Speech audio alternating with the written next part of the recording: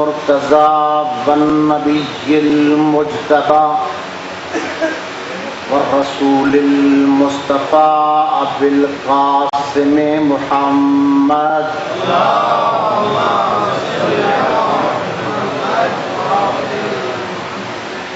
صلى الله عليه وعلى آله الأطيبين الهداة المهديين المنتجبين المنتخبين المظلومين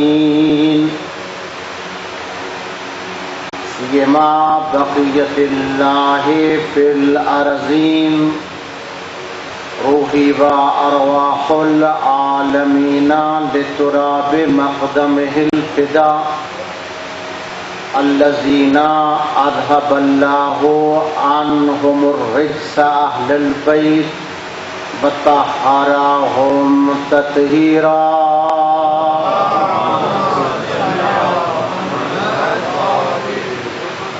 واللعن الدائم على أعدائهم ملعونين أما بعد فقد قال الله العظيم في كتابه الكريم وهو أصدق القائلين وقوله الحق بسم الله الرحمن الرحيم إنا هديناه السبيل إما شاكرا وإما كفورا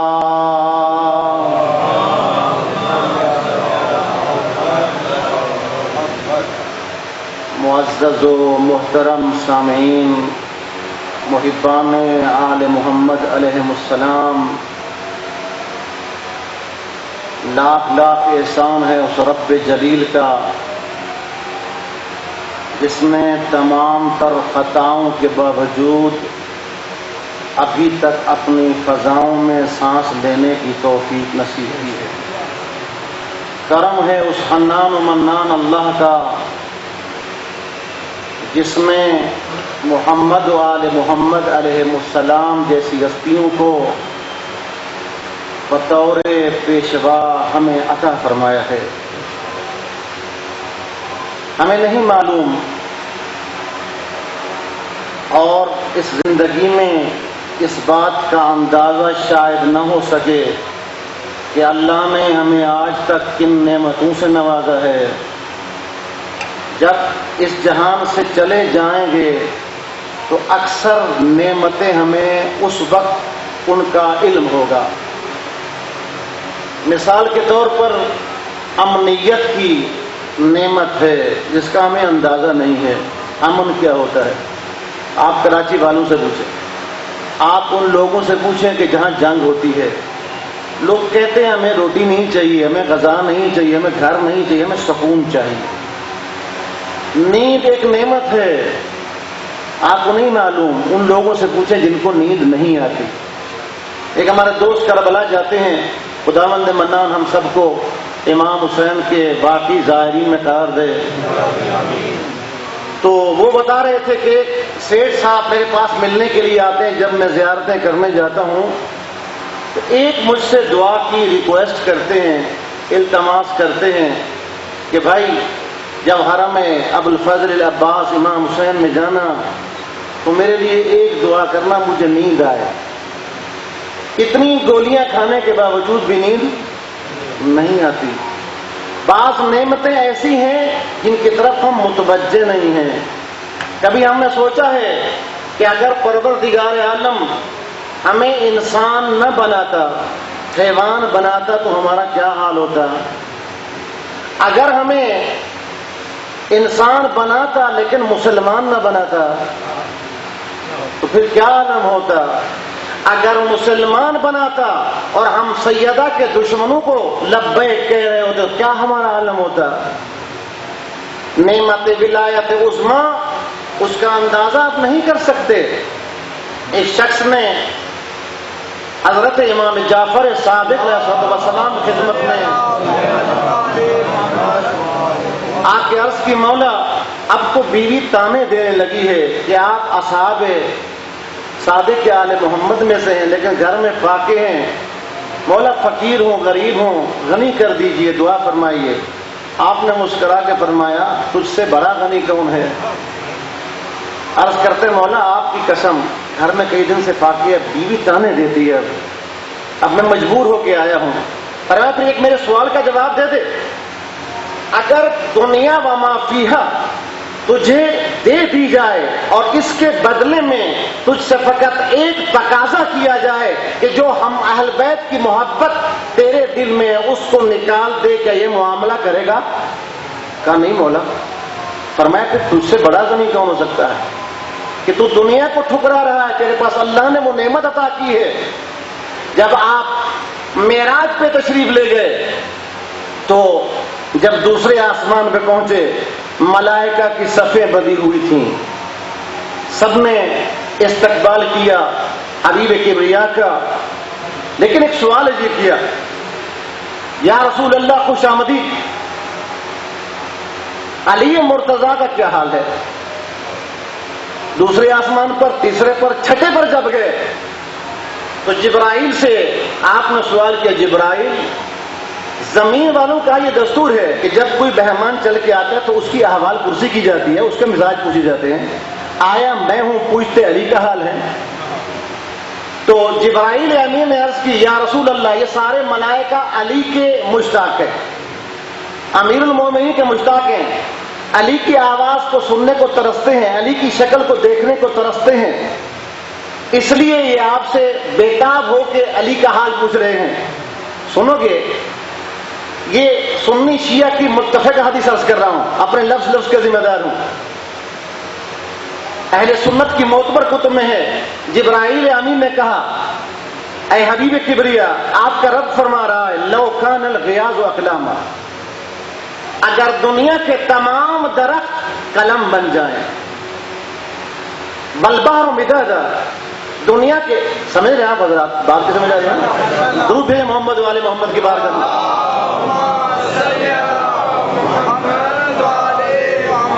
لو کان الغیاظ اقلاما، اگر دنیا کے تمام درخت قلم بن جائیں، دنیا کے تمام سمندر سیاہی بن جائیں، دنیا کے تمام انسان لکھنے والے بن جائیں، توجہ ہے نا آپ لوگوں کی، دنیا کے تمام جن گننے والے بن جائیں، پوری کائنات اکٹھی ہو جائے، لما احصوا فضائل علی ابن ابی طالب، کائنات تھک جائے گی مگر علی کے فضائل کا احسان نہیں کر سکتی۔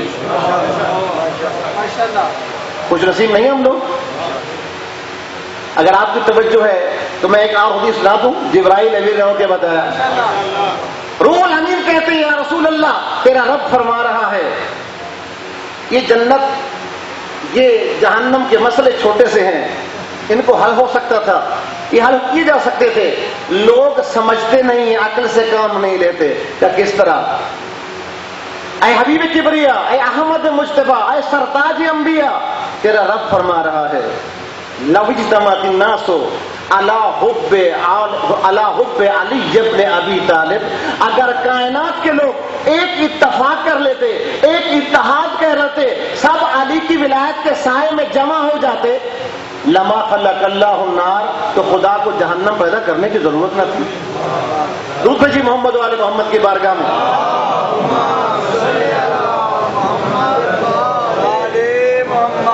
نعمت عظمہ ولایت اللہ کی عظیم نعمت ہے، اس کی قدر جان لیں۔ ہمارا موضوع دین شناسی اور دشمن شناسی ہے۔ آپ کو یاد ہے جو حضرات رات تشریف لائے تھے، میں نے عرض کیا تھا کہ کوئی شخص بھی صاحب عقل و خرد اگر اس جہان میں تنہا آ جائے، نازل کیا جائے اوپر سے، تو اس کے ذہن میں سوالوں کی بوچھار ہو جائے گی۔ اہم ترین سوال یہ ہوگا کہ میں کیوں آیا ہوں، مجھے کس نے بھیجا ہے، مجھے کس لیے بھیجا ہے، مجھے کہاں جانا ہے، یہ دنیا کس نے بنائی؟ توجہ ہے حضرات کی، یہ دنیا کس نے بنائی ہے؟ یعنی اپنے خالق، اپنے صانع، اپنے موجد کے متعلق سوال، یہ اہم ترین سوال ہے۔ اللہ کی معرفت، متقین کے امام حضرت علی ابن ابی طالب علیہ السلام، میرے خیال میں فیصل آباد میں درود اونچا پڑھنے کا رواج ہی نہیں ہے.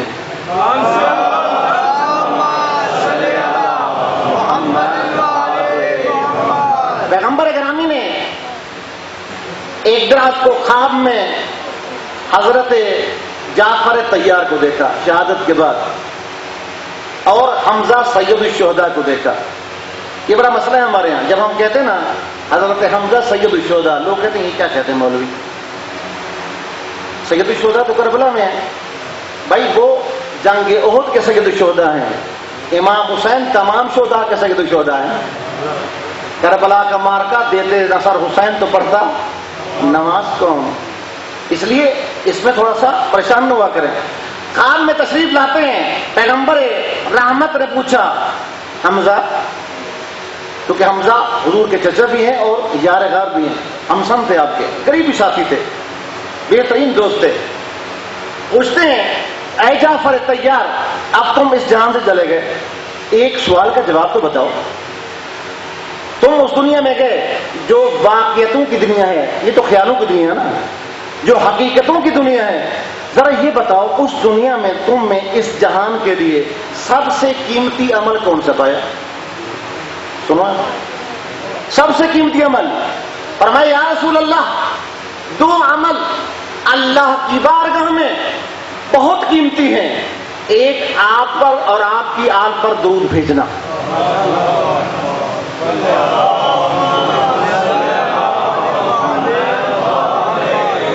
جو انسان کے نامہ اعمال کو سنگین کر دیتا ہے، اور دوسرا علی ابن ابی طالب کی محبت. یہ دو ایسے عمل ہیں کہ جو انسان کے نامہ اعمال کو سنگین کر دیتے ہیں. درود بھیجی مل کے محمد و آل محمد کی بات.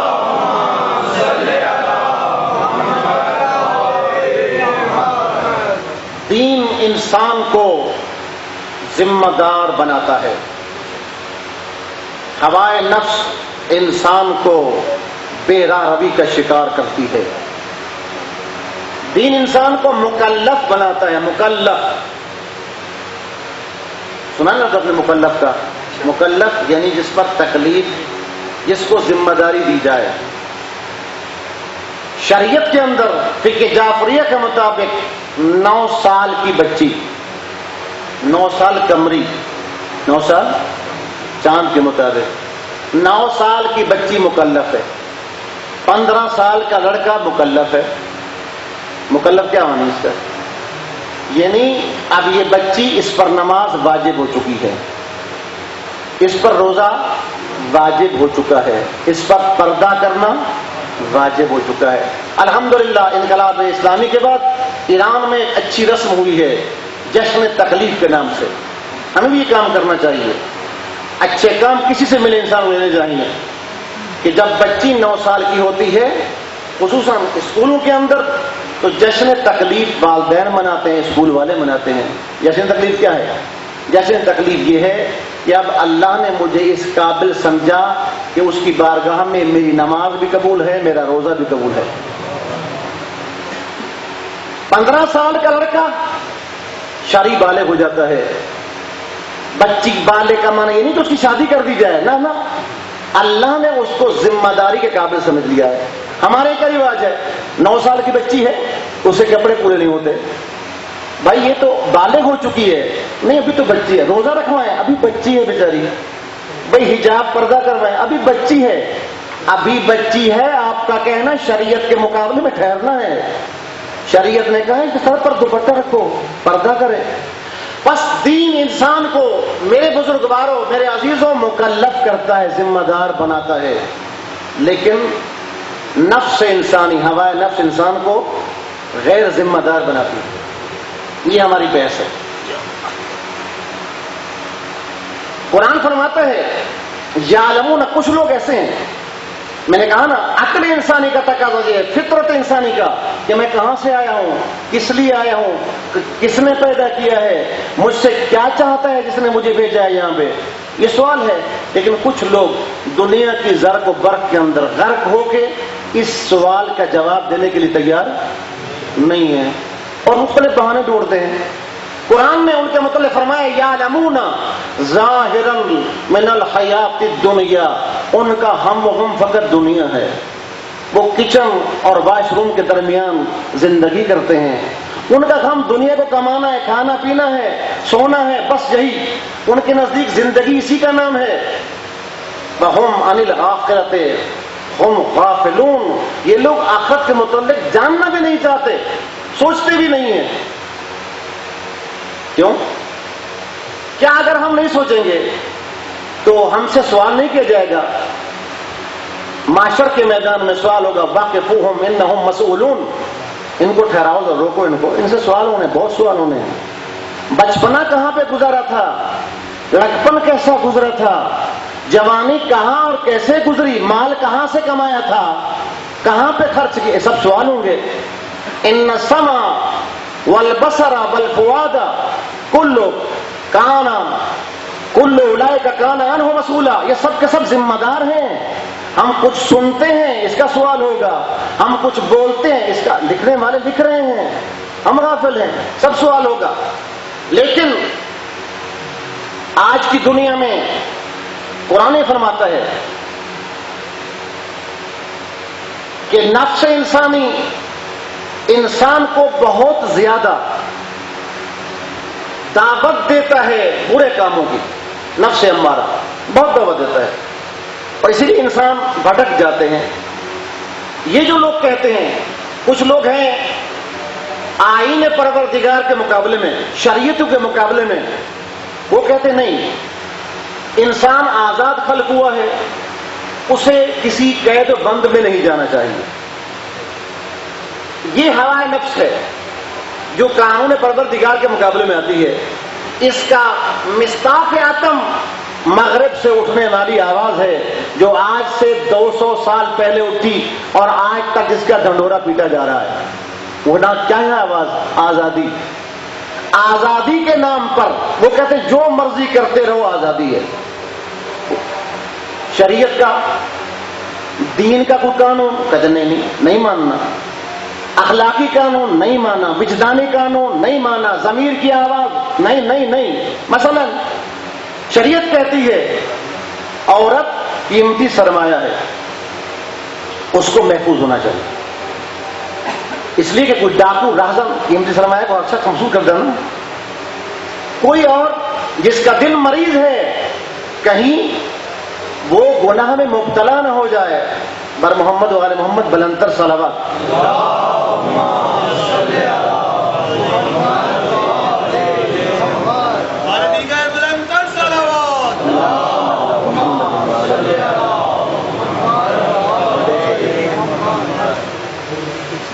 جس کا دل مریض ہے وہ ممکن ہے کہ کسی لالچ میں آ جائے، لہذا عورت محفوظ ہونی چاہیے. مگر وہ کہتے نہیں، وہ کہتے ہیں اگر کوئی عورت صحیح طرح کا لباس پہن لے، کہتے دیکھو خیمہ بنا لیا اس کو، اس کی آزادی سلب کر لی ہے. عورت کی لباس پہننے سے عورت کی آزادی سلب ہو گئی. لیکن اگر وہ عریان ہو کر بلوائے عام میں آ کر اپنے جسم کی نمائش کرے، کہتے ہیں عین آزادی ہے. یہ ان کا دین ہے. شہید مطہری رحمت اللہ علیہ ارشاد فرماتے ہیں اگر تمہارے نزدیک آزادی کپڑے اتارنے کا نام ہے تو سب سے بڑے آزاد جانور ہیں جنہوں نے آج تک کوئی کپڑا جسم پہ ڈھانپا ہی نہیں ہے. آزادی یہ نہیں ہے. آزادی میں جس طرح رات عرض کیا تھا کہ امام حسین علیہ السلام نے وقت آخر حر کو ایک میڈل دیا، فرمایا اے حر انت حر کما سمت کا امک. حر تو واقعاً آزاد ہے جس طرح تیری ماں نے نہ رکھا تھا، اس لیے کہ تو نے ہوائے نفس کو ٹھوکر مار دی، تو نے دنیا کی چیزوں کو ٹھوکر مار دی، تو نے رب کی رضا کو مقدم کیا.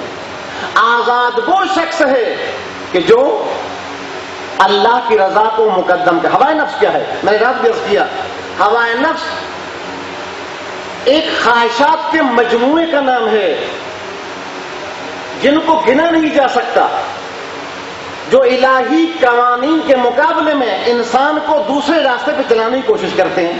اسے کہتے ہیں ہوائے نفس. جناب یوسف صدیق نبی ارشاد فرماتے ہیں وما ابرئ نفسی ان النفس لعمارۃ بالسوء الا ما رحم ربی. علماء تشریف فرما ہے تاکید بعد تاکید 3-4 تاکیدیں آئی ہیں، یقیناً یقیناً یقیناً فرماتے ہیں میں اپنے نفس کو آزاد نہیں چھوڑ سکتا. کیوں؟ کون کہہ رہے ہیں؟ جس کو قرآن صدیق نبی کہا ہے، حضرت یوسف. یقیناً نفس انسانی انسان کو بہت زیادہ برائی کی دعوت کرتا ہے. حضرت ام سلمہ ام المومنین کا بیان ہے کہ ایک رات پیغمبر رحمت میرے حجرے میں مہمان تھے، اچانک آپ باہر چلے گئے، کافی دیر ہو گئی تو میں حضور کی تلاش میں باہر چلی. میں نے دیکھا حضور گریہ فرما رہے ہیں اور دعا مانگ رہے ہیں. میں قریب ہوئی کہ حضور کون سی دعا پڑھ رہے ہیں، کیا دعا مانگ رہے ہیں. میں نے دیکھا کہ حضور عرض کر رہے ہیں بارگاہ رب العزت میں الہی لا تکلنی الی نفسی طرفۃ عین ابدا. ام سلمہ ام المومنین ارشاد فرماتی میری چیخ نکل گئی. میں نے کہا یا رسول اللہ یہ آپ کیا فرما رہے ہیں؟ اے میرے پروردگار مجھے ایک پلک جھپکنے کی حد تک، ایک لمحے کے لیے بھی میرے نفس کے حوالے نہ کرنا. یا رسول اللہ یہ آپ فرما رہے ہیں؟ فرمایا ام سلمہ نفس انسانی بہت خطرناک ہے، انسان کو ہلاک کر سکتا ہے، عام چیز نہیں ہے. سورہ شمس کے اندر خداوند قدوس نے 11 قسمیں کھائی ہیں. خدا کو قسم نہیں کھانی چاہیے. قسم انسان کیوں کھاتا ہے؟ اس لیے کہ میری بات کا اعتبار کیا جائے. اللہ کو قسم کھانے کی ضرورت نہیں ہے، وہ حقیقت کا خالق ہے، وہ صداقت کا خالق ہے. لیکن خدا اس لیے قسم کھاتا ہے، کبھی رسول کی زلفوں کی قسم کھاتا ہے، کبھی اس شہر کی قسم کھاتا ہے جس میں رسول ہو، کبھی اس شہر کی قسم کھاتا ہے جس میں باپ بیٹا ہو. یہ ساری قسمیں کیوں کھائی جا رہی ہیں؟ تاکید کے لیے. یہ مطلب انتہائی اہم ہے. سورہ شمس کے اندر والشمس وضحاها والقمر اذا تلاها یہ ساری قسمیں ہیں. ونفس وما سواها 11 قسمیں اللہ نے کھائی ہیں. کتنی قسمیں؟ 11 قسمیں.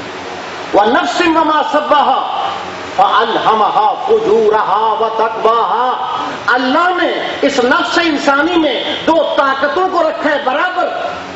چاہے تو یہ فرشتوں سے آگے نکل جائے، چاہے تو اسفل السافلین بن جائے.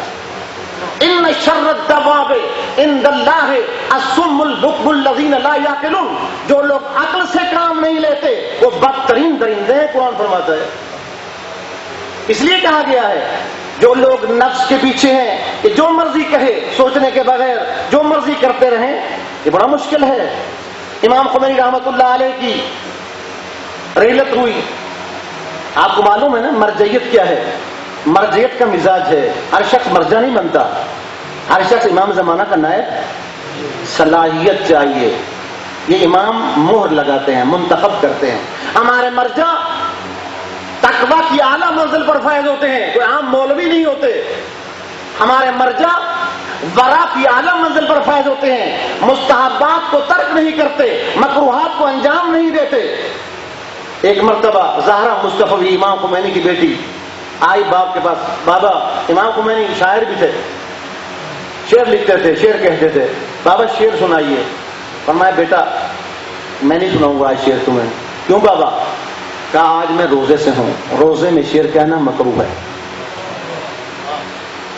امام خمینی کی بیٹی سے، امام کی رحلت کے بعد امام کی زوجہ سے، اہلیہ سے نامہ نگاروں نے انٹرویو لیا.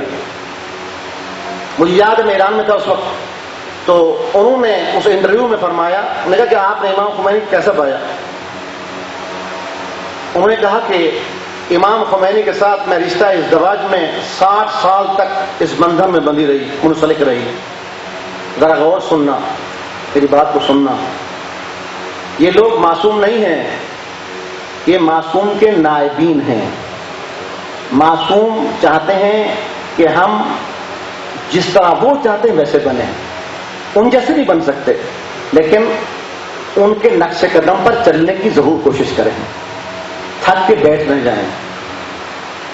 امام خمینی کی اہلیہ نے انٹرویو میں کہا، اب وہ بھی بارگاہ رب العزت میں چلی گئی ہیں، خدا ان کو غنی کی رحمت فرمائے. تو انہوں نے کہا کہ 60 سال رشتہ ازدواج میں ہم منسلک رہے. اس 60 سالہ زندگی کے اندر میں نے ان کے منہ سے ایک مرتبہ کسی کی غیبت نہیں سنی. بات جہاں ختم نہیں ہوئی. زندگی میں ایک مرتبہ غیبت نہیں سنی، اور ان کے سامنے اس 60 سالہ زندگی میں کسی نے کسی کی غیبت نہیں کی. یہ زندگی ہے. اب جب وہ فوت ہو گئے تو سید احمد خمینی فرزند ان کا، وہ بھی اللہ کی بارگاہ میں چلے گئے. وہ بڑے گھمنڈ میں تھے، ظاہر غرور ہوگا میں خمینی کا بیٹا ہوں. اب وہ سوچ رہے ہوں گے کہ خمینی وہ ہے، خمینی وہ ہے جس نے یہ کیا، جس نے وہ کیا، جس نے وہ کیا.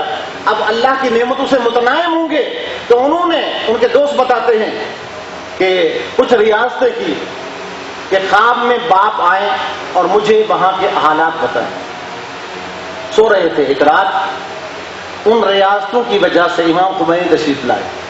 اب سید احمد خمینی ذہن میں یہ سوچ رہے ہیں کہ امام خمینی گویا بھائی کو بانٹ رہے ہوں گے، ٹکٹیں تقسیم کر رہے ہوں گے. پوچھا بابا کیسے گزری؟ ذرا غور سنا جملے کو. امام خمینی نے فرمایا احمد مت پوچھ، بڑی مشکل گزری، بڑی سخت گزری. کہ بابا کس طرح؟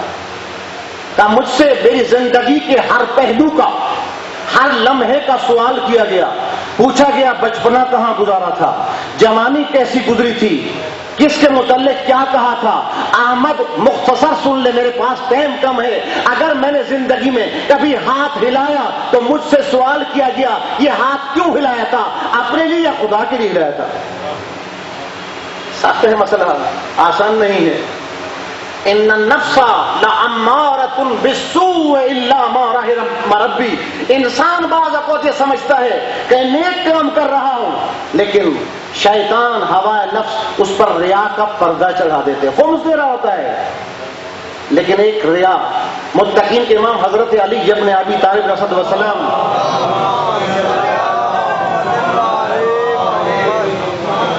ارشاد فرماتے ہیں کہ ریا انسان کے دل میں اس طرح دماغ میں اثر کرتا ہے جس طرح تاریک شب میں ایک پتھر پہ چیونٹی رینگتی ہے. انسان کو معلوم نہیں ہوتا ریا ہے کیا.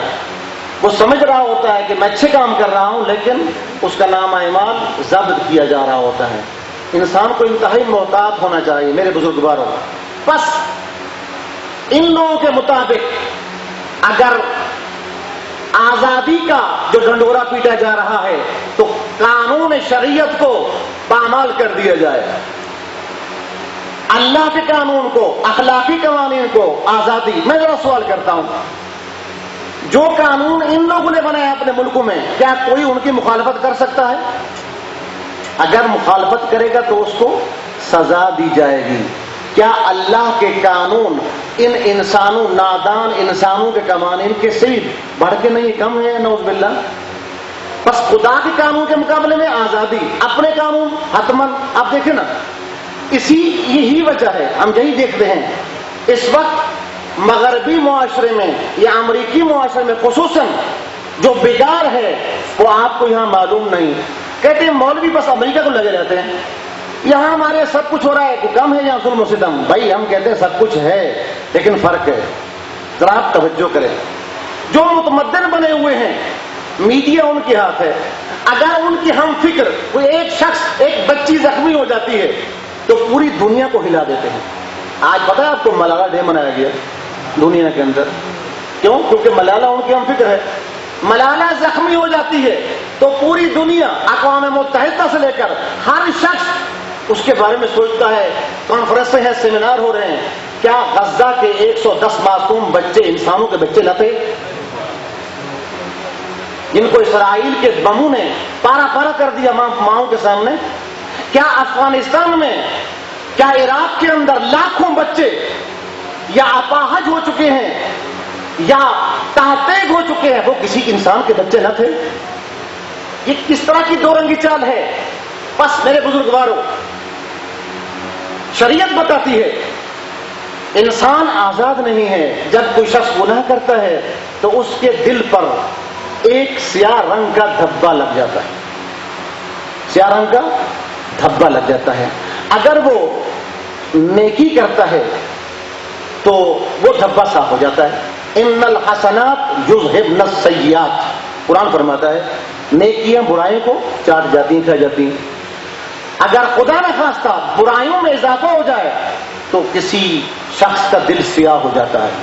خدا نہ کرے کسی شخص کا دل سیاہ ہو جائے، اگر دل سیاہ ہو جائے تو پھر وہ مسولینی، ہٹلر، صدام، بش، یہ سارے آپ دیکھ رہے ہیں دنیا کے اندر، یہ وہ لوگ ہیں کہ جن کو مظلوموں کی آہیں جن کے دل کو کوئی اثر نہیں کرتی، پھر ان کو کسی کے خون سے ہولی کھیلتے ہوئے مزہ آتا ہے۔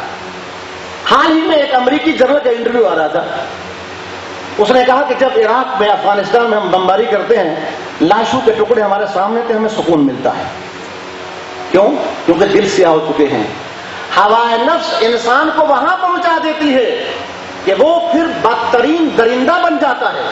ان شر الدواب عند اللہ الصم البکم الذین لا یعقلون، بدترین درندہ بن جاتا ہے۔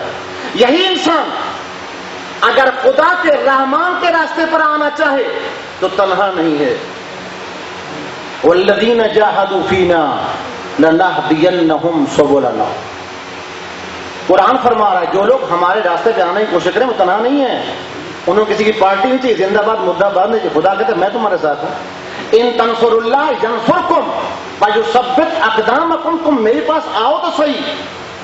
تم کہاں جا رہے ہو؟ تم ایک مرتبہ کہتے ہو یا رب، میں کئی مرتبہ کہتا ہوں جی میرا بندہ، جی میرا بندہ، تم میری آواز نہیں سنتے۔ تم آؤ میری لبیک پہ لبیک تو کہو، تمہیں سکون ملے گا۔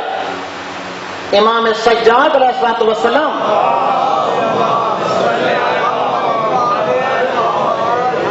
ارشاد فرماتے ہیں، اے میرے اللہ، اگر تو نے، ترجمہ کر رہا ہوں دعا کا، اے میرے اللہ اگر تو نے مجھے اپنے دروازے سے دھتکار دیا تو میں ایک قدم بھی پیچھے نہیں ہٹوں گا، میں یہی رہوں گا۔ کیوں؟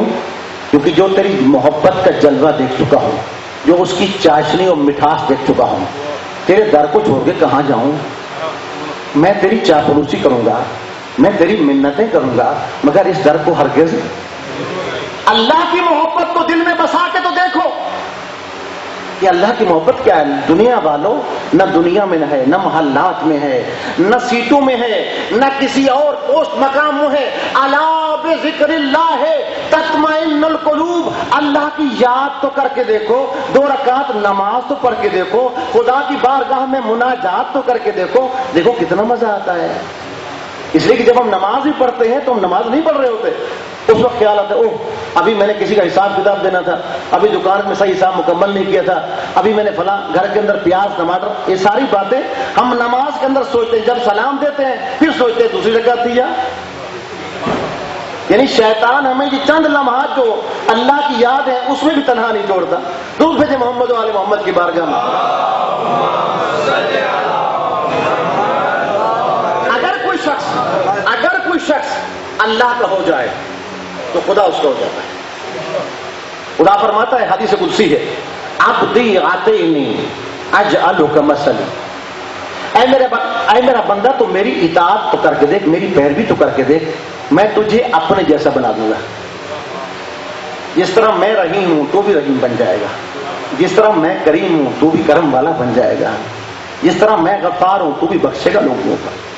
عبدی اتینی اجعلک مثلی، میں تجھے اپنے جیسا، تو خدائی رنگ میں رنگا جائے گا، تو میری اطاعت کر کے دیکھ، اطاعت کر کے دیکھ۔ ایک واقعہ علماء بیان کرتے ہیں، سادات آپ کو معلوم ہے کہ بہت مظلوم گزرے ہیں، اور آج تک بھی سادات کی مظلومیت یہ ہے کہ لوگوں نے ہاتھ چومے سادات کے، لیکن سادات کے بچوں کے بارے میں سوچا نہیں کہ کہاں جا رہے ہیں۔ ہاتھ چوم کے احترام کیا، گندم دے دی، کچھ خمس کے تھوڑے بہت پیسے بھی دے دیے، لیکن سادات جس طرح اپنے بچوں کے بارے میں، انتہائی توجہ چاہتا ہوں، جس طرح اپنے بچوں کے بارے میں انسان فکر کرتا ہے، آل رسول کے بارے میں کبھی فکر نہیں کی۔ ہم رسول سے ہر چیز چاہتے ہیں، رسول اللہ سے شفاعت کی توقع بھی رکھتے ہیں، فرمایا میری آل کا احترام کرو، اگر یہ نیک ہیں تو ان کی نیکیوں کی وجہ سے، اگر گناہ گار ہے تو میری وجہ سے احترام کیا کرو، میری آل ہے۔ اس کا معنی یہ نہیں کہ سادات تکبر میں آ جائے اور وہ نماز نہ پڑھے، نہ، اگر سادات نیک کام کرے تو عام انسان سے کئی گنا اس کو زیادہ اجر ملتا ہے، اور اگر سادات قانون شریعت کی خلاف ورزی کرے تو اس کی پکڑ بھی اس طرح ہے۔ لہذا سادات غریب ہو گئے تھے. ایک بیوہ سید زادی تھی, 2 یتیم بچے تھے, 2 دن سے گھر میں فاقہ تھا. بچوں نے کہا اماں ہم بھوکے ہیں. پہلے گھر کے اندر برتن میں پانی رکھا, آگ پہ رکھ دیا, بچے سو گئے ایک رات کو, لیکن صبح ہوئے پھر بچے بھوکے تھے. اماں بھوکے ہیں. ماں کی مامتا تھی, چلی گئی بازار میں برقع پہن کے چادر لے کے ایک لوہار کے پاس. لوہار نے دیکھا ہے خوبرو جوان عورت آئی ہے. شیطان نے ہوائے نفس نے اس کے ذہن پہ حملہ کیا. کہا پیسے دیتا ہوں لیکن میری ایک شرط ہے. خلاف عفت کام کا مطالبہ کیا. سید زادی تھی, آل رسول تھی, واپس پلٹ آئی. ادھر گھر میں آئی تو بچے کہتے اماں بھوکے ہیں. تیسری مرتبہ جب گئی تو کہا میری ایک شرط ہے, میری شرط یہ ہے مجھے وہاں لے جا جہاں کوئی نہ دیکھ رہا ہو. کہا یہ تو آسان شرط ہے. لے گیا ایک مکان میں. جب اس نے خلاف عفت کام کا مطالبہ کیا, بی بی کی آہ بلند ہوئی. کہا اے شخص تو نے اپنی شرط پہ عمل نہیں کیا. کہا کیوں نہیں, یہاں کوئی نہیں دیکھ رہا. کہا تیری آنکھیں اندھی ہیں, خدا دیکھ رہا ہے, محمد مصطفیٰ دیکھ رہا ہے, ائمہ اطہار دیکھ رہے ہیں, کائنات کا ذرہ ذرہ دیکھ رہا ہے. اپنی آنکھیں بیدار کر. اس کا ضمیر بیدار ہوا, ضمیر جا گیا. ہوائے نفس کو ٹھوکر ماری. کہا لیت توبہ, ایسا یزادی ہے بی بی, کیا میرے لیے توبہ کی گنجائش ہے؟ بی بی نے دعا کے ہاتھ بلند کیے, میرا اللہ جس طرح اس نے جہنم کی آگ کو اپنے آپ سے دور کیا, اس سے دنیا و جہنم کی آگ کی گرمی کو دور کر دے.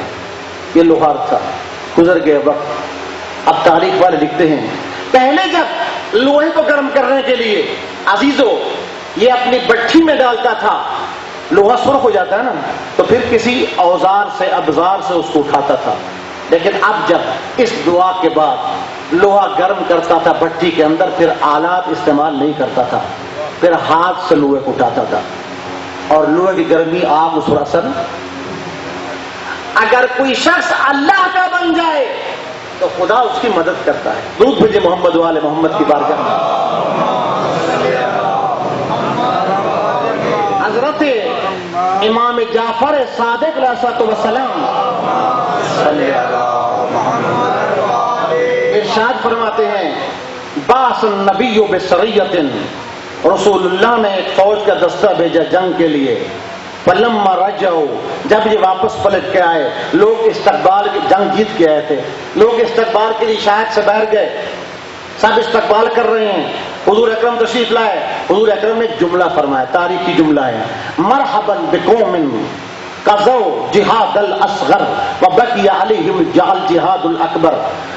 شاباش اس قوم پر کہ جو چھوٹا جہاد کر کے آ رہی ہے اور ابھی ان کی گردنوں پر بڑا جہاد باقی ہے. لوگ ایک مرتبہ سہم گئے, یا رسول اللہ اپنی بیوی بچوں کو چھوڑ کے گئے تھے, اپنی جانوں کو ہتھیلی پہ رکھ کے گئے تھے, یہ چھوٹا جہاد تھا.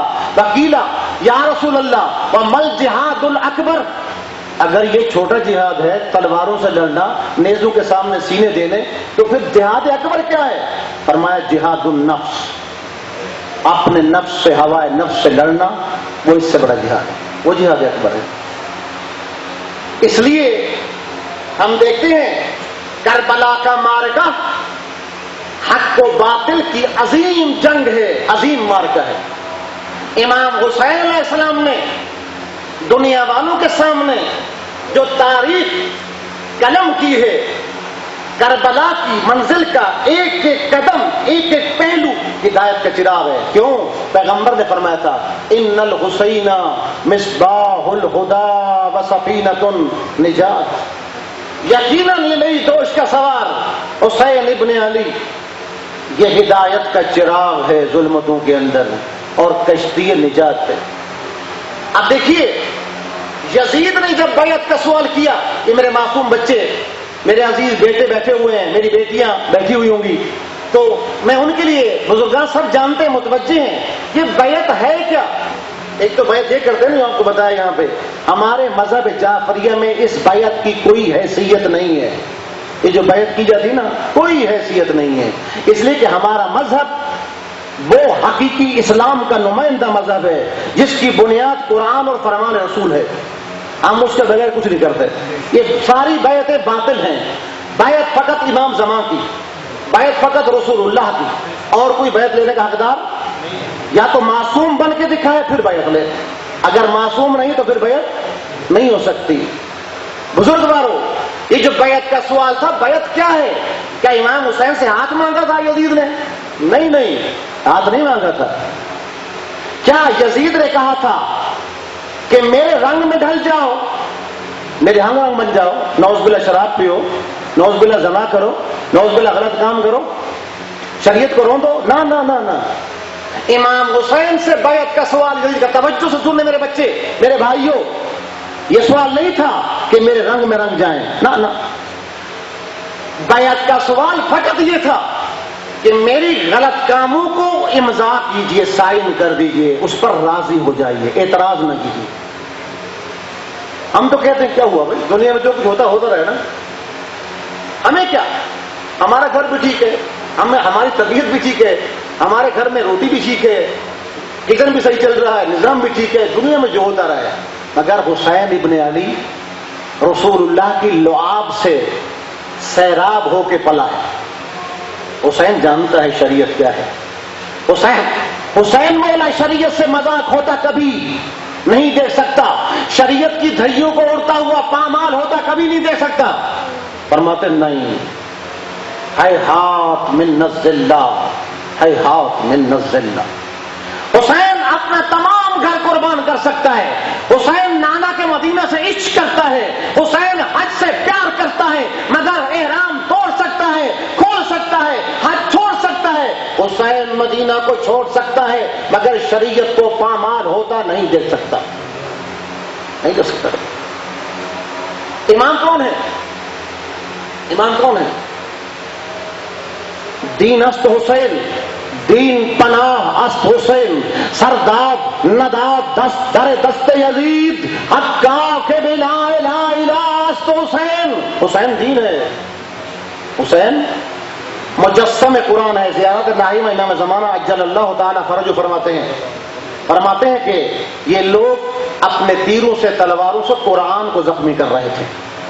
حسین مجسم قرآن ہے، حسین محافظ نماز ہے. ہوائے نفس، میں مثال عرض کرتا جاؤں بچوں کے لیے. صبح کی نماز کا ٹائم ہوا، تھکے ہوئے، رات ساری تھکے ہوئے، اعمال کیے تھے، کہیں گئے تھے، شب بیداری تھی، ماتم داری تھی. اب نماز پڑھنے کو ٹھنڈا پانی، وضو کریں، تھکے ہوئے، کل پڑھ لیں گے، دیکھا جائے گا. یہ ہوائے نفس ہے جو انسان کو بیدار کروا کے، وضو کروا کے مصلے پہ لے آتی ہے. وہ انسان کا ایمان ہے. رمضان مبارک ہے، خمس دینا ہے، زکوٰۃ دینی ہے، لوگوں کی امداد کرنی ہے. بھائی صدقے کا بڑا ثواب ہے نا. رمضان مبارک میں قرآن کا ایک آیت پڑھیں گے نا تو ختم قرآن کا ثواب آپ کے نام اعمال میں لکھا جائے گا. صدقہ بھی اسی طرح ہے، 1 لاکھ کہتے ہیں نا، اسی طرح ہے. جس بے حساب انسان کو اجر ملتا ہے، لیکن شیطان آ جاتا ہے، ہوائے نفس، پھر دیکھا جائے گا، پھر صاف کریں گے. یہ جو ساری چیزیں ہیں یہ ہوائے نفس ہے. رمضان مبارک میں سارے کام اچھے ہیں، قرآن پڑھنا، صدقہ دینا افضل ہے، لیکن متقین کے امام حضرت علی ابن ابی طالب علیہ السلام نے جب شعبان معظم میں رسول گرامی نے خطبہ دیا، خطبہ شعبانیہ، امیر المومنین نے عرض کی، یا رسول اللہ، تو یہ تو بتائیے کہ رمضان مبارک جو افضل شہور ہے، اعلیٰ ترین مہینہ ہے، اللہ کا مہینہ ہے، اس میں سب سے اچھا عمل کون سا ہے؟ سنو گے آپ لوگ؟ بہترین سوال، بہترین جواب، بہترین سوال ہے نا، بہترین جواب. فرمایا الورع عن محارم اللہ یا علی، رمضان مبارک میں سب سے اچھا عمل خدا کے نزدیک خدا کی مخالفت سے بچنا ہے، حرام کاموں سے بچنا ہے. روزہ امساک ہے، روزہ امساک، روزہ کسی کام کرنے کا نام نہیں ہے. ہمارے کہتے ہیں میں نے روزہ رکھا نہیں، آج آنکھ نہیں کھلی تو روزہ نہیں رکھا. روزہ رکھنے کا نام نہیں ہوتا. روزہ اول ماہ چاند نظر ہے، آپ نیت کر لیں، میں سارے رمضان مبارک کی نیت کرتا ہوں، نیت ہوگی آپ کی، بس کافی ہے، قرآن لکھا ہے. آنکھ نہیں کھلی، ابھی کھانا نہیں کھایا تھا، نہ کھائیں، روزہ رکھا گیا، اگر آپ جوان بھی ہیں، عاقل بھی ہیں، بالغ بھی ہیں، رشید بھی ہیں، سفر میں نہیں ہے، مریض نہیں ہے، تو روزہ رکھنے کی ضرورت، روزہ آٹومیٹک انسان کے اوپر آ جاتا ہے، آپ مکلف ہیں، روزہ رکھنے کی ضرورت نہیں ہے۔ لہذا رمضان مبارک میں روزہ امساک کا نام ہے، بچنے کا نام ہے۔ امیر المومنین فرماتے ہیں پیغمبر نے ارشاد فرمایا سب سے اچھا عمل رمضان مبارک میں اللہ کی معصیت سے، حرام کاموں سے پرہیز کرنا ہے۔ ہماری پریکٹس کریں، تمرین کریں کہ اگر رمضان مبارک میں اللہ کی نافرمانیوں سے بچ جائیں، ظاہر روزہ ہے، اگر میری آنکھ کسی نامحرم پہ جاتی تو روزہ چلا گیا، روزہ کسی اور طرف گیا ہے۔ اگر میں نے کوئی جملہ جھوٹ بولا ہے تو روزہ مشکل میں پڑ گیا۔ اگر میں نے کسی کا دل توڑا ہے، اگر میں نے کسی کی غیبت کی ہے، اگر کسی کا کوئی بھی خلاف شریعت کام کروں گا تو روزہ نہیں رہے گا۔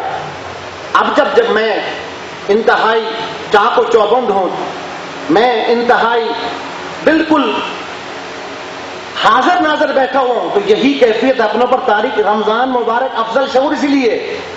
امام حسین نے، ہم لوگ جو کہتے ہیں حسینیت زندہ باد، یزیدیت مرد آباد، ہمیشہ کہا کریں، آج بھی کہیں حسینیت زندہ باد، حسینیت زندہ باد، یزیدیت مرد آباد، یزیدیت مرد آباد، نعرہ حیدری سلامت رہیں۔ یہ جو ہم کہتے ہیں حسینیت زندہ باد ہے، قیامت تک زندہ باد رہے گی، یزیدیت مرد آباد تھی، مرد آباد ہے، قیامت تک مرد آباد رہے گی، لیکن جب یہ نعرہ لگے تو سوچ کے لگایا کرے۔ کیوں؟ کہ حسینیت ہے کیا، یزیدیت ہے کیا؟ حسینیت اللہ کی بندگی کا نام ہے، یزیدیت ہوائے نفس کی پیروی کا نام ہے۔ یزید چاہتا تھا حسین اللہ کی اطاعت سے خارج ہو کر یزید کی پیروی میں آ جائے۔ امام نے فرمایا ہے ہاتھ من نزل اللہ، حسین سب کچھ دے سکتا ہے، حسین نماز کو قربان نہیں کر سکتا۔ اس لیے عجیب ہے جو لوگ کربلا کے زوار ہیں، خدا ان کی زیارت قبول کرے، جو لوگ آج تک کربلا کی زیارتوں سے مشرف نہیں، مولا ان کو اس رمضان مبارک کے صدقے میں امام حسین کا زوار باقی بنائے۔ جب آپ وہاں جائیں نا تو ایک مقام ہے، مقام عمر ابن سعد، وہاں پہ آج بھی وہ جگہ موجود ہے۔ اس جگہ پہ امام نے غالباً تاریخ میں اختلاف ہے، 8 اور 9 کی شب، 8 محرم اور 9 کی رات کو امام نے پیغام بھیجا عمر ابن سعد کو۔ آپ کو پتا ہے عمر ابن سعد امام حسین کا قریبی رشتہ دار ہے، قریبی رشتہ دار ہے۔ امام نے پیغام بھیجا کہ یہ ہوائے نفس میں پھنس چکا ہے، ہوائے نفس نے اس کے ذہن پر، دل پر غلبہ کر لیا ہے۔ امام فرماتے ہیں میں ہادی پر حق ہوں، شاید یہ ہوائے نفس سے آزاد ہو جائے۔ اس مقام پر جو مقام عمر ابن سعد ہے، رات کی تاریکی میں امام حسین تشریف لاتے ہیں، ساتھ غازی ابو الفضل العباس ہے، ساتھ شبیہ پیغمبر علی اکبر ہے۔ ادھر عمر ابن سعد آتا ہے، ساتھ غلام ہے، ساتھ بیٹا ہے۔ امام نے اپنی مسند بچھائی، بیٹھ گئے سب لوگ، مذاکرہ شروع کیے۔ امام فرماتے ہیں عمر ابن سعد تو مجھے نہیں پہچانتا، تیری آنکھوں میں پردہ پڑ گیا ہے، تو نہیں جانتا کہ میں رسول کا کتنا عزیز ہوں، میرا رسول سے کیا تعلق ہے؟ کہ جانتا ہوں۔ کہ پھر میرے قتل پر کیوں تیار ہو گیا ہے؟ کہا مولا شہر رہ کی حکومت مل رہی ہے، تہران کی حکومت مل رہی ہے، یہ ہوائے نفس ہے جو انسان کو لالچ میں، ہرس میں کہاں لے جاتی ہے۔ سب کچھ جانتا ہے، صحابی رسول ہے، سب کچھ جانتا ہے۔ امام نے فرمایا جانتا میں کون ہوں؟ میں علی کا لال ہوں، میں بطول کا لال ہوں، میں تجھ سے وعدہ کرتا ہوں تو اس کو چھوڑ دے، میری طرف آ جا، میں تمہیں تہران کی حکومت دے دوں۔ اب ہوائے نفس کا غلبہ ہے ذہن پر۔ امام چاہتے ہیں دنیا والوں کے لیے چراغ ہدایت کی حیثیت سے قیامت تک ہر آنے والے آزاد منش تک امام آزادی کا، ہدایت کا پیغام پہنچا کے جائے۔ معلوم تھا کہ جہنمی ہے، فرمایا میں تجھ سے وعدہ کرتا ہوں میں شہر رہ کی حکومت تجھے دوں گا۔ کہا مولا اگر میں اس کو چھوڑ کے آؤں گا نا تو جو میرے باغات ہیں مدینہ کے اندر بستان ہیں ان سب پہ قبضہ کر لے گئے. امام نے فرمایا میں تجھ سے وعدہ کرتا ہوں تیرے باغوں سے تیرے بستانوں سے بہترین باغ تمہیں دوں گا. اب اعتراض کوئی نہیں تھا, اب کوئی جواب نہیں تھا. سر جھکے, ہوائے نفس غلبہ کر گئی ہے نا, سوچنے دے رہی, عقل سے کام نہیں لے رہا. اس کے بعد کہتے ہیں مولا اگر ٹھیک ہے مجھے حکومت بھی مل جائے گی, میں آپ کی بات مانتا ہوں, مجھے میرے باغ بھی مل جائیں گے, آپ ضرور عطا کریں گے, لیکن میں نے ان کا اگر ساتھ چھوڑا, بڑے ظالم ہیں, میری عزتوں کو پامال کریں گے. سنو گے او غیرت مندو, جب اس بدبخت نے جملہ کہا نا کہ میری عزت پامال ہوگی, امام حسین نے اپنی مسرت اٹھائی, فرمایا بدبخت بد نصیب, تجھے تیری عزت کا خیال ہے, رسول زادیوں کی عزت کا خیال نہیں, زہرا کی بیٹیوں کی عزت کا خیال نہیں.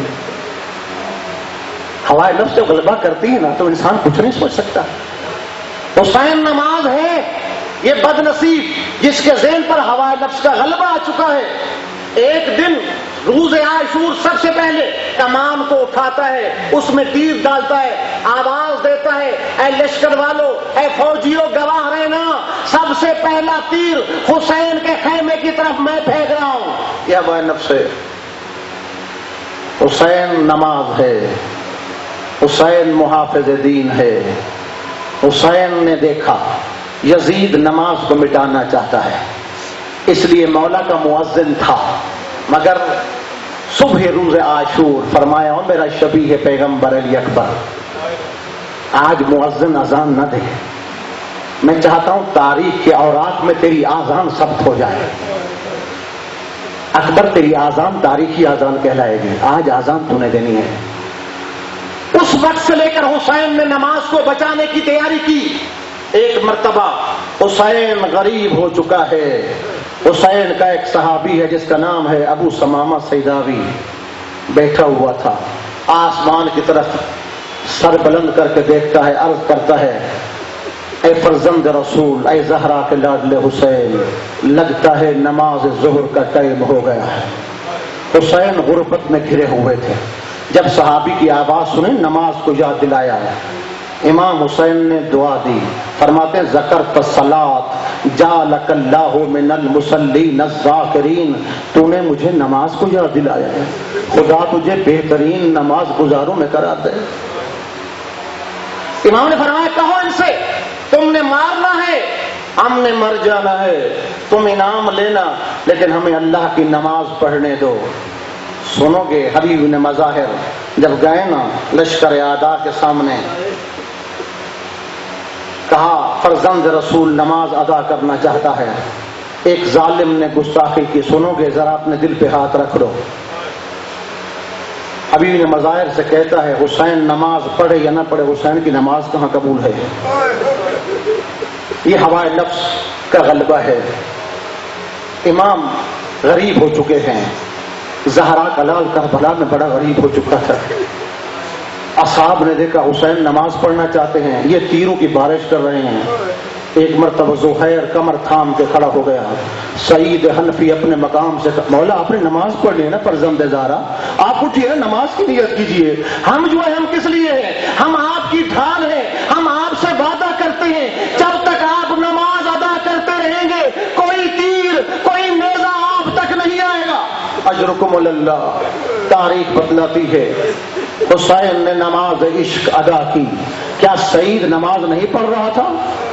جب کوئی تیر آتا تھا کبھی سینے کو سامنے لے آتا تھا, کبھی اپنے چہرے کو سامنے لے آتا تھا. تاریخ والوں لکھا ہے 13 تیر سعید کے جسم پر پیوست ہوئے, لیکن گرا نہیں.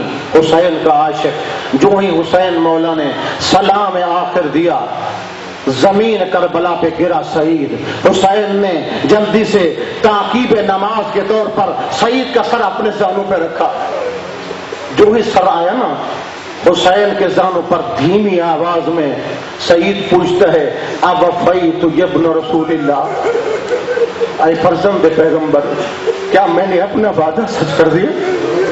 حسین مولا نے میڈل دیا, فرماتے ہیں بلا وانت امامی فی الجنہ, ہاں ہاں سعید تو بڑا سچا انسان ہے، اس لیے مجھ سے پہلے بہشت میں جا رہا ہے، نانا رسول اللہ کو میرا سلام کہنا نانا آپ کی امت نے مجھے بڑا تنگ کیا ہوا ہے۔ اجرکم اللہ، اجرکم اللہ۔ زور کی نماز عشق ادا ہو گئی، چلے گئے حسین کے ساتھی۔ ایک مرتبہ حسین آئے نماز عصر کے سجدے دینے کے لیے، مگر جب میدان کربلا میں زہرا کا لال ذوالجناح پہ سوار ہو کے آیا، دائیں جانب بھی دیکھا، وَنَظَرَ شَمِينًا وَنَظَرَ شِمَالًا، بائیں جانب بھی دیکھا، نہ عباس نظر آئے، نہ قاسم نظر آئے، نہ علی اکبر، نہ کوئی صافی۔ ایک مرتبہ آواز دیتے ہیں، یا فرسان الحیجا یا ابطال الصفا، اور میرے شیروں کہاں چلے گئے ہو؟ حسین نے عصر کی نماز پڑھنی ہے۔ اجرکم اللہ، اجرکم اللہ۔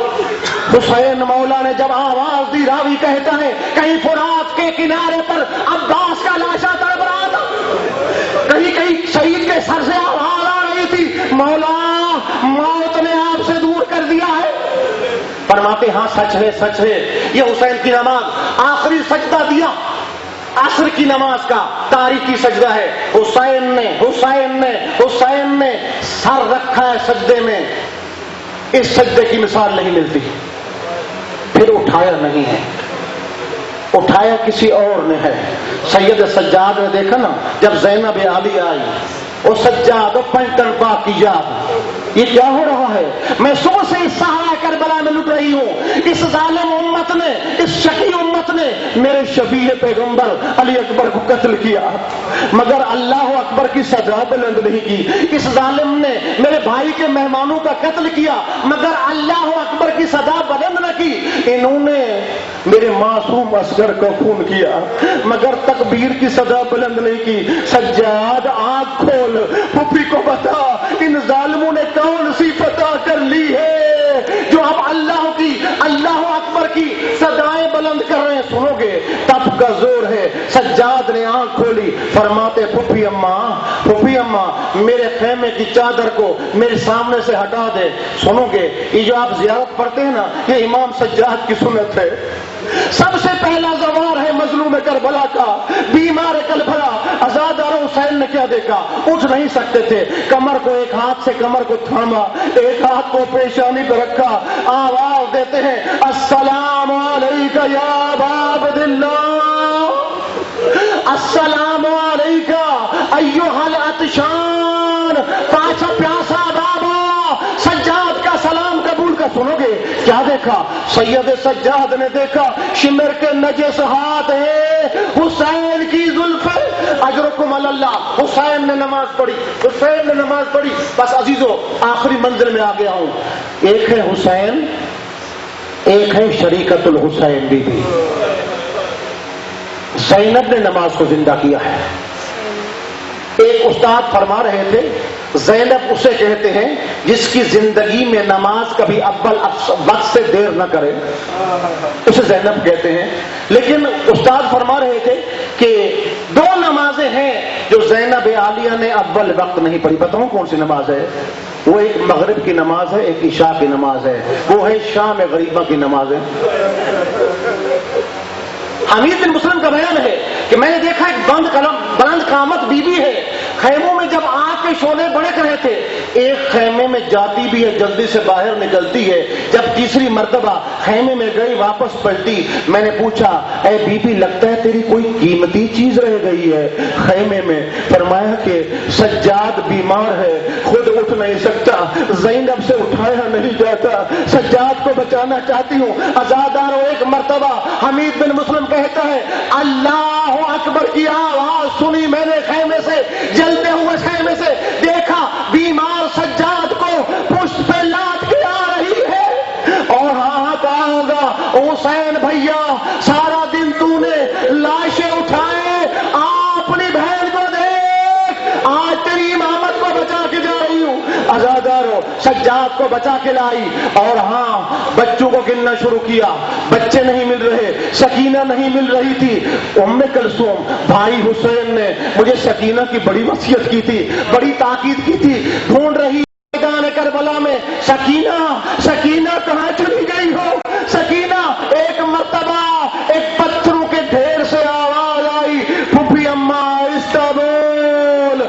صحابہ کے ساتھ سو رہی ہوں، بچوں کو جمع کر چکی۔ اس کے بعد زینب کو خیال آیا کہ میں نے تو مغرب کی نماز پڑھی ہے، نہ عشاء کی نماز پڑھی ہے۔ اب خیال آیا بانی شریعت کی بیٹی ہے، نماز کے لیے وضو کیا جاتا ہے۔ ایک مرتبہ نظر پڑی، فرات ٹھاٹے مار کے بہ رہا ہے، مگر آل رسول کے لیے ممنوع کر دیا گیا ہے۔ زینب کو پانی نہ ملا، وضو کرنے کے لیے زمین کربلا پہ بیٹھ گئی علی کی بیٹی اور تیمم کیا۔ اللہ اکبر! اب آیا خیال بانی شریعت کی بیٹی ہے کہ عورت کے لیے چادر کے بغیر، حجاب کے بغیر نماز نہیں ہو سکتی۔ اب زینب نماز پڑھنا چاہتی ہے، سر ننگا ہے، چادر لوٹ لی گئی ہے۔ ننگے سر کے سامنے ایک مرتبہ زینب عالیہ نے جہاں بکھرے ہوئے شہداء کے لاشیں پڑے ہوئے تھے، قبلہ رخ ہو کے آواز دی، اللہ اکبر! زینب نماز پڑھ رہی ہے، اے سی کے نیچے بیٹھ کر، گھر کے اندر نماز پڑھنا اور ہے۔ دیکھیں اگر زینب نماز نہ پڑھتی، اگر کربلا والے قربانیاں نہ دیتے تو آج نماز دفن ہو چکی ہوتی۔ حسین کی بہن کبھی کہہ رہی ہے سبحان ربی العظیم و بحمدہ، کبھی فرما رہی ہے سبحان ربی الاعلی و بحمدہ۔ سلام ہو کربلا کی شیر دل خاتون زینب عالیہ پر، اے بی بی تیرے احسان ہیں۔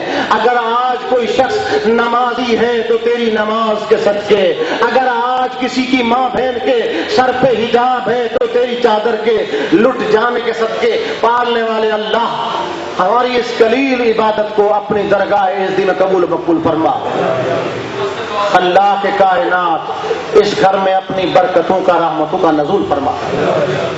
پالنے والے اللہ تمام مرحومین، خصوصاً حاضرین کے متعلقین والدین جن کا کوئی نہیں رہا، صاحب خانہ کے مرحومین شہداء کو امام حسین کے ساتھ معشور فرما۔ پالنے والے اللہ ہمارا خاتمہ بالایمان فرما، رمضان مبارک کی برکتوں سے، فیوزات سے ہمیں مالا مال فرما۔ رمضان مبارک گزرنے سے پہلے ہمارے گناہوں پر قلم عفو کھینچ دے۔ خداوندہ جو لوگ مریض ہیں امام سجاد کی بیماری کے صدقے میں تمام کو لباس عافیت پہنا دے۔ خداوندہ ہم روحی و جسمی مریض ہیں، خداوندہ ہم روحی و جسمی مریض ہیں، ہمیں شفاء کلی نصیب فرما۔ جو لوگ کاروبار کی مشکلات میں گرفتار ہیں، بے دیکار ہیں، تنگ دست ہیں، بے روزگار ہیں، مقروض ہیں، خداوندہ ان تمام حضرات کی مشکلات کو حل فرما۔ جو لوگ بے اولاد ہیں جناب رباب کی اجڑی گودی کے صدقے میں تمام کو اولاد نرینہ کی دولت سے مالا مال فرما۔ جن کو اولاد نصیب کی ہے ان کو ان کے غموں سے بچا لے۔ خداوندہ ہمارے بچوں کو دنیا و آخرت کے امتحانوں میں بہترین کامیابی نصیب فرما۔ جن کے بچے بچیاں جوان ہو چکی ہیں ایسے وسائل و اسباب فراہم کر خداوندہ ان کو عزت و آبرو کے ساتھ اپنے گھروں میں بھیج سکیں۔ پالنے والے اللہ پاکستان کو استحکام نصیب فرما، مسلمانوں کو اتحاد کی دولت سے مالا مال فرما، شیعان حیدر کار کو اتحاد کی دولت سے مالا مال فرما، وادی دوران حجت زمان کے ظہور پر نور میں تاجیل فرما، امام زمان کو ہم سے راضی فرما، امام کی دعاؤں میں شامل فرما۔ خداوندہ ہماری گناہ گار آنکھوں کو امام کی نورانی چہرے کی زیارت سے مشرف فرما، ہماری دعاؤں کو مستجاب فرما۔ ربنا تقبل منا انک انت السمیع العلیم وتب علینا انک انت التواب الرحیم بحرمت محمد وآلہ الاطیبین۔ آپ حضرات سے درخواست ہے اپنے مرحومین جن کا دنیا میں کوئی نہیں رہا سب کے لیے شہداء ابرار خصوصاً صاحب خانہ کے مرحومین شہداء کے لیے ایک مرتبہ سورہ فاتحہ، 3 مرتبہ سورہ توحید تلاوت فرما دیجیے۔ اللہم صلی علی محمد وآل محمد۔ بسم اللہ الرحمن الرحیم، الحمد للہ رب العالمین الرحمن الرحیم مالک یوم الدین ایاک نعبد وایاک نستعین اهدنا الصراط المستقیم صراط الذین انعمت علیہم غیر المغضوب علیہم ولا الضالین۔ بسم اللہ الرحمن الرحیم، قل هو اللہ احد اللہ الصمد لم یلد ولم یولد ولم یکن له کفوا احد۔ بسم اللہ الرحمن الرحیم، قل هو اللہ احد اللہ الصمد لم یلد ولم یولد ولم یکن له کفوا احد۔ بسم اللہ الرحمن الرحیم، قل هو اللہ احد اللہ الصمد لم یلد ولم یولد ولم یکن له کفوا احد۔ اللہم اغفر لہم ورحمہم واشفہم محمد بجائے محمد مارحم. میں یہاں پہ بیٹھتا ہوں، اگر کسی دوست کا سوال ہو تو وہ حاضر ہو تشریف لا سکتا ہے. اپنی دعاؤں کی استجابت کے لیے 3 مرتبہ بلند آواز سے درود بھیجیں خاندان نبوت کی بارگاہ میں.